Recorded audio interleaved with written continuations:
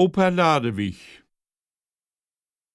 Anerletzt muss ich an Stammtisch bei Christian Borcher den Nichter den Holstein an min Opa Ladewig denken. Min Opa vertellt früher gern die Geschichte, als sin Doktor und nie Münster mit hoge Öller dat Smöken abwöhnen wohl.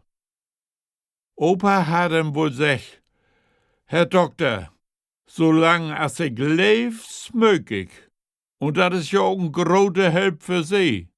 Solange als ich noch smök, leef ich. An Stammtisch ward ja männlich ein philosophischen Tünkram beschnackt. Sonderlich, wenn de Kölnbuddel ein paar Mal de Rund mogt hat. Nülich hab ich mi mal ein paar Wörter zum Beholen abschreiben, damit ich diese Geschichte zu Papier krieg. Die Stammtischbrüder han dat dod blieben bin Kopf.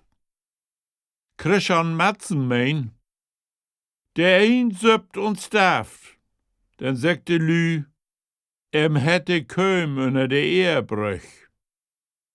Der ander söpt auch, wart aber steinold.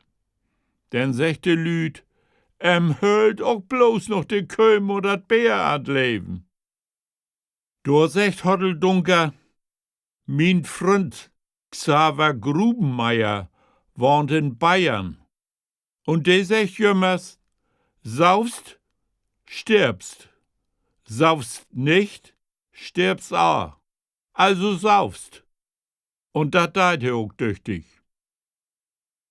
Dann fangt Topfleger Kuddel Beckmann mit sin philosophischen Vortrag an. Wenn ich nu mal tot bin, dann pack sie mir ja in so'n grote Holtkist. Ja, Kuddel, so ist dat. Und dann bringt sie mir zu Lock und kuhlt mir in die Ehe in. Ja, Kuddel, dat mut ja so sein. Denn was ja jechtens wann Gras über mi und mi war da noch Gras. Ja, Kuddel, dat is wohl wahr. Und dann kommt so'n zwartbunte Kau und fritt mi ab. Ja, Kuddel, so kun das kommen. Und dann muss die Kau ja auch mal schieden. Ja, Kuddel, sagt der Buhr Kluwedasch. Und dann komm ich und vertell die, wat din Vater damals erzählt hat.